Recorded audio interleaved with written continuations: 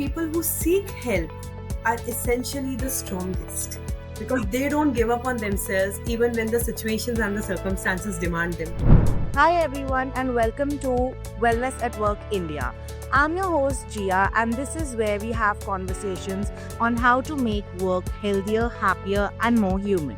Each week I sit down with leaders, coaches and change makers to explore how we can move beyond surface level wellness and create workplace cultures where people and businesses truly thrive.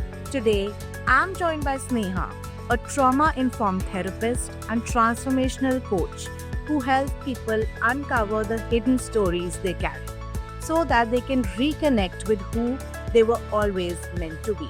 From inner child healing and generational trauma to nervous system regulation, her work goes beyond coping to spark transformation. Hi Sneha, how are you? I am good. How are you, Gia? Thank you for Very being well. here. I'm so glad you're here today, and I'm so glad that we're going to talk about very, very important things today in your journey. Looking forward. Thank you so much for the invitation. So, Sneha, I have read a lot about you, and you've described yourself as once being the overachiever, the perfectionist. I think I've also been there, a lot of us too, until the cracks beneath the surface became impossible to ignore. So, can you share the turning point and how it led you to trauma healing, not just as a therapist, but as someone who's actually lived it? I never wanted to be a therapist for that matter. I was not even aware of this field. I was a professor teaching finance to MBA students in Gurgaon. Okay. And my life was picture perfect on the outside. I had a husband, 2 kids, and a job which gave me the flexibility to balance my professional aspirations because teaching gave me pure joy and also my personal life. So it was absolutely picture perfect. And I just kept on running the show that way. But when COVID hit, things changed drastically. The classes shifted to online mode, and since I was a visiting professor, I was handling 2-3 colleges at a time. So it was like every day I was taking classes with 2-3 colleges. So the work pressure increased, the kids were home, both the kids were under 5 at that point of time. So more difficult, no help, and then my partner also stayed in home. And then, all the illusions which I felt that I have a good life, I have a very well managed life, started breaking. And the exhaustion took over, the frustration took over, and I could see all the things which I thought is there in my life was not there. I started becoming bitter, resentful, angry, and that was the time when, I used to crave for that time when we could stay as a family together, but that time became a nightmare, a lived nightmare for everyone. My children always saw me angry, exhausted, and they could not connect with me. And who would connect with a sad, angry, exhausted mother? No one would. That was the time, and the scenario continued for 1.5 years. And I lost everything in between. So at that point of time, my classes were also reduced because students were not that keen to join online classes. So I was losing the only identity which I made as a professional, and my kids were hating me. There were so many frequent fights day in, day out. I used to contemplate what I'm thinking and what kind of life I'm living. Like every single day I would stare at the ceiling thinking of what I have come to. And then I started flirting with suicidal thoughts. It was at that point of time that I thought that I needed some work. And that is how I went as a desperate client who needed this work to sort out her life. And in this journey, I sat with my own fears, the perfectionist which I am, and I understood it was the shame which I was avoiding of not having it all. The overachievement was basically a mask of filling up that void of not being good enough, not feeling worthy enough to be loved for who I am. So when I sat with those fears, I continued the journey as a client with my therapist, and we went to those deeper wounds, those painful parts of me, and it was there I found my liberation. And that is how my therapist became a channel for me, and he advised me to, start doing this work, take this as a profession. And at that time, I wasn't very sure because I thought I'm cribbing about my life. I was having suicidal thoughts a year ago. How could I save someone, or how could I give them a different perspective? But because he believed in me so strongly and how far I have come, even though I could not see it at that point of time, it was there. It was in this way he brought me to his teacher, and from there I started learning. So this is how I came into this world. And then my teacher's course involved some kind of certifications which involved real-time case studies with people. So I thought I would flunk here because how would I do the work with real humans?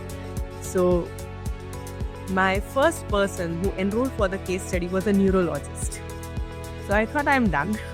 A person who is a doctor, and that too a brain doctor, how would I help her? But so the case study was for 6 sessions, but we ultimately did 9 to 10 sessions. And then she confessed in one of the sessions that before we started doing this work, she was contemplating suicide. And now she feels very hopeful, and her things and her life has changed for better. That gave me that confidence in the work. And from there, I stepped on learning all the advanced modalities. So that is how here I am. Amazing. That's really, really beautiful. And I think that whoever's seeing this podcast, and in fact including me also, COVID did make a lot of people realize a lot of things about their own selves. And then there were a lot of people who, I think that phase was such that it did lead a lot of people to depression. But on the contrary, that is the time when mental health awareness became very important, and a lot of people became aware. A lot of people came in front and started talking about it. And I think it's coaches and healers like you who are the need of the hour for a lot of people today. It is easy, not easy, but it's not easy. It's never easy to go to a psychiatrist or a psychologist or a trauma therapist. It's never easy. But with the awareness, it becomes there is more awareness now, so people find it a little okay to approach, go and try to help and heal themselves. More than the awareness, what restricts them is the judgment associated with Absolutely. that something is broken inside them. But the truth is, if you are thinking about therapy, then there is something inside you which is way beyond that brokenness. A part of you strongly believes that I am not meant to live this life. Like, even though now I can understand that when I was seeking therapy as a client, even though I was having suicidal thoughts, at that point of time, there was a part of me which believed that this is not the end. And therefore, people who seek help are essentially the strongest, because they don't give up on themselves even when the situations and the circumstances demand them. So true, and so lovely put. I really like how you put that. So tell me something, Sneha. In high performing work cultures, right? People often suppress pain or push through the stress very often, right? So from your perspective, how does unresolved trauma, show up at work, in leadership, teams, and even in organizational culture? Okay, so let's understand the word trauma itself. Okay, this word has been severely abused. Thank you for that. Trauma is not an experience, not an event which you have gone through, something bad which has happened to you. Trauma is something which you couldn't do, or something which you have experienced even when you are not the part of the event. Okay? It is something which settles inside you and does not find a way of expression. So, for example, when a building was burning outside and I was not there, I was safely outside the building, yet a child screaming for the mother makes me feel something, and if that remains unresolved within me, that becomes a trauma. So trauma is not always event based, it is the felt sensation of what I go through. And it is not about some dramatic events as well. It is about everyday affairs. For example, if love was conditional, like we were raised by parents, like our generation especially, were raised by parents who were focusing more on survival and safety, right? So the only way they knew to thrive in life was to be disciplined, to achieve, to learn. So things like, if you will excel in your studies, then I will get you this. You are not going to get this because you have done that, right? We were parented in a way where there was either a reward or a consequence associated, right? And that makes us start believing that love is conditional, love has to be earned, right? And we demand the same from other people as well. We can only love the way we have been with love. So when coming to office spaces or high position jobs, this unresolved feeling within me, this deep feeling, this core belief within me that I can only be loved if I do something, or love has to be earned in a certain way, start showing up in your work practices as well. You do not encourage talents. Sometimes, if you have a sibling rivalry in your childhood, you would not let other person bloom to their full potential. Your own inferiorities, your own insecurities will start showing up. If you have been raised by highly critical parents, you will demand perfection. You will demand perfection from your own self and from your team members. You may also procrastinate, because if it isn't perfect, it is not going to give me the recommended or the desired reward. So I'll keep procrastinating it. If I'm not allowed to speak up my truth, then I may feel difficult in talking about salary negotiations, right?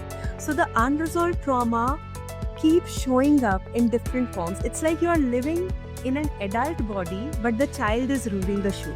The wounded part of you is ruling the show. So whether it is your relationships or your jobs, it is everywhere. Okay, very deep, very nice. Actually, I'm only thinking about so many things, so I don't even know what to say right now. So, can you give me probably an example of, where there has been unresolved trauma in one of your clients, maybe, and he or she overcame it and started performing well at the job front? I can give you plenty. In fact, I'll give two of them, which will probably resonate with most of the listeners here. So one of my clients, they came up with this problem of procrastination. Okay? They were very good in their skills. They didn't have any confidence issues. They could solve the problem easily. They knew their job really well. And they would start the work with a lot of enthusiasm. But the moment the deadline would come and the completion stage would come, they will just give up. Okay? They would not have that same enthusiasm, or probably when the time comes for putting out the work in front, that this is what I have done, they would just hide behind the corners. They will not be willing to take that credit. We see the opposite as well, where people take the credit when they are not doing the work too. Yeah. And that is also an unresolved trauma. But coming back to our example, so, and he could not understand because he felt that if I will not show up for my work, if I'll not tell people, my supervisors, my seniors of what I have done, my efforts will be unrecognized. And then I will not get the necessary promotions, right? What showed up was when we were doing, he was my one-on-one client and we were doing a deep work, what showed up was that he could not feel seen because being seen felt unsafe in his body. And why? Because throughout his childhood, he was bullied so much by his peers, by his friends, by his teachers, that he understood hiding behind the covers is a better way than coming in front. Wow. That unresolved wound was showing up here. Amazing. Similarly, a client felt that even though they were really good at job, they never felt confident. They always felt that they lack something or they have to keep on improving. They kept on, buying different courses, but never able to finish it off. And because they could not finish it, they would again blame themselves that I'm always wasting money, I'm always wasting time, and I'm not able to complete it. And because I'm not able to complete it, I do not have that confidence within me. So the reason and the result, everything is clear in their head itself. It's like a loop. Yeah, it's like a vicious loop. They keep blaming themselves into. And when they will not be able to do the required task or when they'll not feel confident enough, they will not take the relevant opportunities. And then again feel sorry for themselves, then again buy courses, again try to do it, then leave it in between. So it was a cycle. What showed up was this client of mine was born in a family which was living in a very difficult time, very constrained finances, and nothing was easy. Okay? The mother was overworked, the father was doing multiple jobs, they have their grandparents living with them, and they were quite elderly, so they needed extra care. So the mother never had time to actually bond with the child. So now, as children are, any attention is attention for them, whether it's positive or negative, right? So he started falling back in his studies. And when he did that, like an overworked, exhausted mother would feel, she would blame it on the child itself, right? You are not good enough. You are insufficient. If only you study well, if only you put some work, if only you focus. And we do it on a repetitive mode, right? You're engraved in your system. No one understands. It becomes your own belief. This is how you see. So when you are raised in such an environment, when you are criticized, judged for everything you did, you start believing that I'm not enough. And therefore, whatever I do is not going to be good enough. So if it is not going to be good enough, I'm going to be punished for it. So it's better I'm not going to do it. So the procrastination starts playing. And because I have not done it and I know this is my fault, I also know that I don't have the confidence, so I also don't approach the opportunities. I do not have that confidence to show up. And this also, please correct me if I'm wrong, this also plays a role in your self-worth, right? It definitely does. You start having a very detrimental view of yourself, very critical, very jeopardized view of yourself, where you keep on thinking that every other person has it all and I don't have it. Yeah. I'm not good enough. Maybe I don't deserve it. All those thoughts.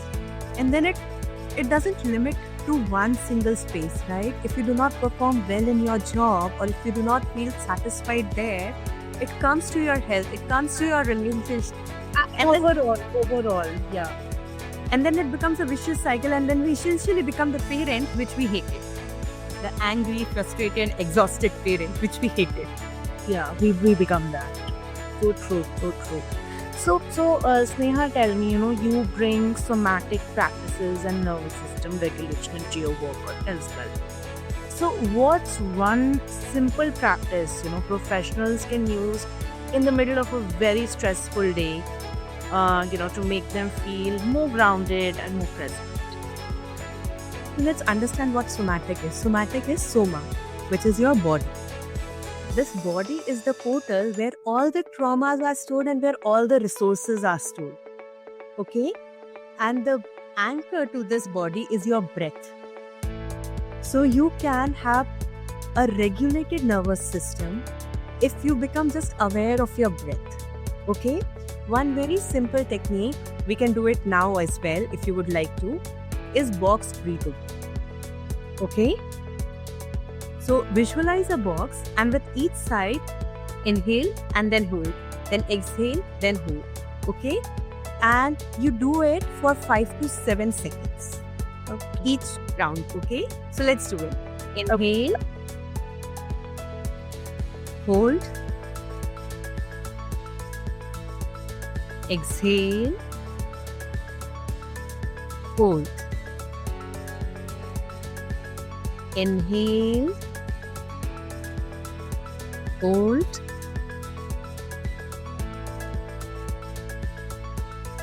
Exhale. Hold. Once more. Inhale. Hold. And exhale. Hold. And see how you feel like Much trauma. I recommend this to my clients who are into very strenuous work that do it before the meetings, like 7 to 8 rounds. And when the other person is speaking and you are feeling triggered, or when there is a heated argument going on, do this. Really. I feel really good. I was anyways feeling very good, but I feel more energized now.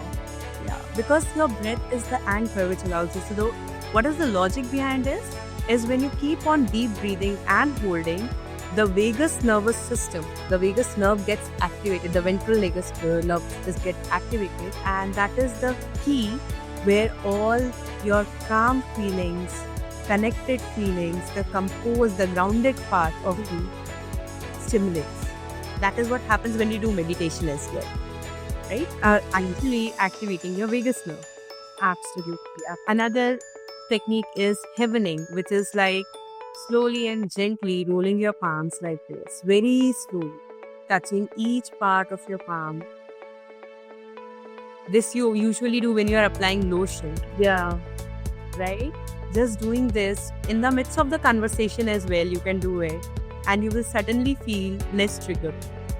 That's because of the sensory points in our fingers. Yeah, a nerve are ending here. The nerve end. Yeah, so when you stimulate it and when you stroke it gently, you are essentially sending a message that all is under control, nothing to worry about. Right? So these are very simple techniques which you can do. Another is just noticing a part of your body. For example, when I'm in the middle of the conversation and if I'm not into it fully because the other person is saying something which does not resonate with me, but I have to sit there and I have to go through the entire thing, I'll start noticing my fingers or probably my nails just for a moment or two, and I'll just notice it deeply without any judgment. It will bring me back to myself. Sometimes I just feel my feet on the ground and just feel which part of my feet is touching the ground, how it is feeling, where I'm feeling some kind of sweat, where it is airy. Bringing your awareness back to your body is the most easiest way to feel regulated in a stressful environment, which you can do anytime, anywhere. Thank you for the tips. I'm definitely going to inculcate them in my day-to-day life. So, touching back upon what we'd spoken about, some of the people your clients and all. So, and you often talk about helping people, uncovered stories they've unconsciously carried like we spoke. So what kind of stories do you see most often in professionals?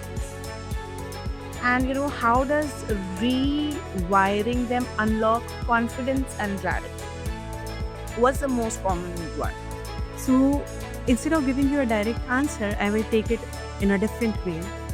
Let's see a leader, a team leader who is very achievement oriented, very task oriented, right?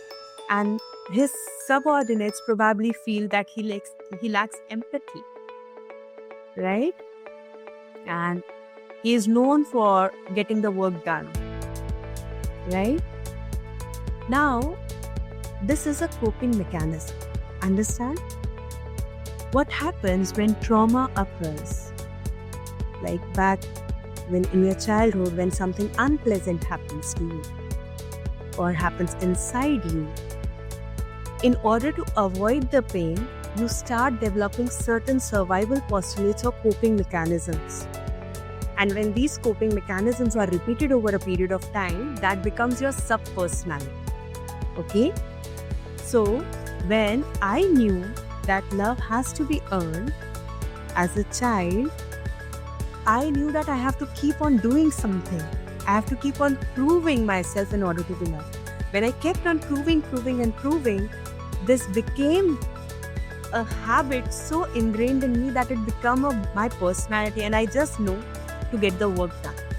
Now, each coping mechanism, each subpersonality serves us for a long period of time.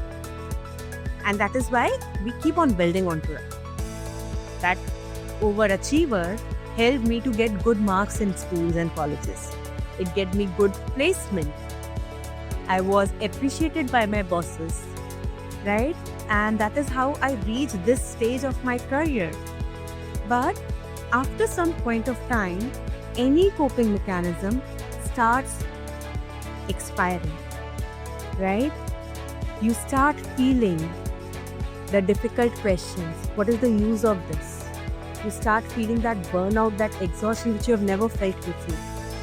Suddenly you start questioning everything around you. And that is the space when the wounded part is screaming, just see me. Right? Now coming back to our example, when this person who is very task oriented, he keeps on doing, but there will be a breaking point when you will be questioned.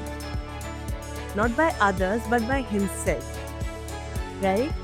And there could be an external circumstance which could trigger that, probably a subordinate leaving because this boss is very nasty or anything like that. That could be something. But they would start contemplating. And it is when he goes to these parts of him, these unresolved inner children inside him, which is ruling the show, which is sitting at the corner of the office and deciding for him, that is how things change. Now just imagine when he comes to this part of him and he sits with this pain of being unseen. And because he was unseen, he kept on performing, right? When he feels this pain, and he feels it in his body and releases it, and then he decides a different reality, something which resonates with his conscious identity, which he wants to create, he would probably be a very different leader, right? It's not about changing yourself. It's not about making yourself some new person. It is about removing all the layers which I have put on myself and finding who I am within. Probably this child was really an easygoing child, and just the situations made him that way. Like I recently had a conversation with a client where he said that, I used to play 24/7. Like my mom was fed up because I was always in the playground. And then when I was 10 years old, my dad died suddenly due to a cardiac attack. And after that, everything changed. Like people suddenly asked me to stop playing, being sincere. And from that day onwards, I'm just sincere. I don't know how to enjoy life. I cannot waste even a single minute. Like I'm always multitasking. I'm driving, I'm listening to podcasts. I'm eating, then I'm scrolling through the news. Like, I cannot sit still. And now, how it is showing up is that I'm always exhausted. And I do not have any time and space for my phone. Like, I will take them on the vacations, but I will be on my phone, looking out for the emails, and we come back, and I don't even realize that we went for a vacation. So, if you have not resolved these different parts of you, if you have not made peace with the pain inside you, the pain will find its expression. If you have never been validated, you will seek that validation and appreciation from every person you meet. And therefore, your work will not be about the joy, it will be about the appreciation and how well I can be rewarded for it. So, I don't know if I've answered your question directly or not. You answered this question and you answered the next question as well. But I would also want you to give a little brief. We've spoken a lot about inner child, right? And healing the inner child, etc. But in 2 lines, if you could tell how exactly would you do this? You are a professional. It takes therapies and sessions to, actually heal your inner child. But as a professional, in 2 lines, if you could give us the importance and how it's done, so that more people get aware and actually start healing, go to the professional way of healing the inner child. So, one, there is no substitute for therapy. You have to take it whenever you are ready. But one simple practice, and this may seem simple, but it is not when you are going to do it, is at the end of your day, look into the mirror, look into your reflection, and see yourself with all the love and kindness you desired from every space. If you can just look yourself with all the love and kindness in the mirror without looking into the flaws, oh, my hair has turned grey, I'm looking fat. I mean, without looking at anything else, if you can just look into your eyes and tell yourself, you did your best. And I see you for whatever you have done.